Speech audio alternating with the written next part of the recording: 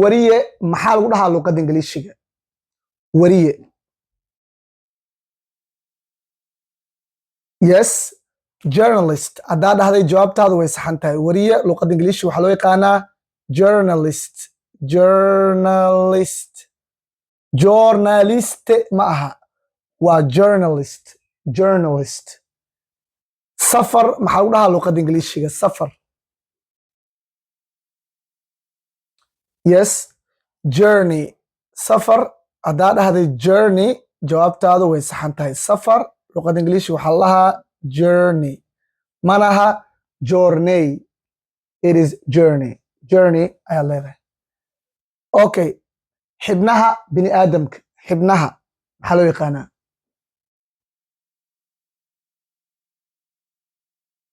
joints haddaa dhahday jawaabtaadii way saxan tahay xibnaha bini aadamka waxaa loo yaqaanaa kalagoosyada joints okay kaftan maxaa u dhahaa luqadda ingiliishiga kaftan joke haddaa dhahday jawaabtaadu way saxan tahay kaftan luqadda ingiliishiga waxaa loo yaqaanaa joke manaha joke kaftan low maxaa u dhahaa luqadda ingiliishiga qofka kaftama aad u kaftama kaftan low joker haddaa dhahday jawaabtaadii way saxan tahay joker ayaa loo yaqaanaa kaftan low you are a joker waxaa tahay qof kaftan badan okay ku biirid sida inaad ku biirto iskuul ama koox inaad ku biirto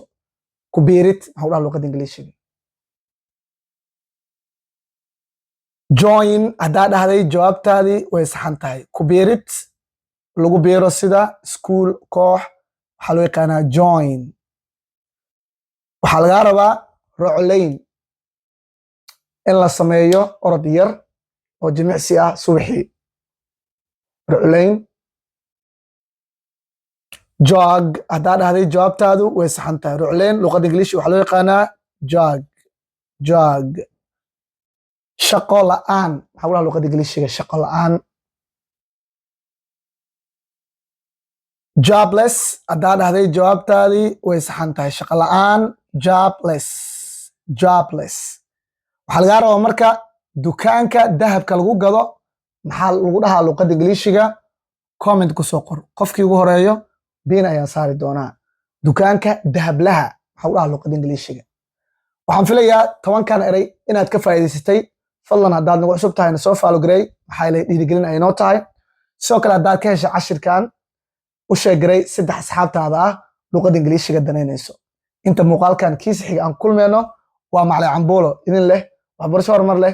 assalaamu calaykum waraxmatullaahi wabarakaatu bye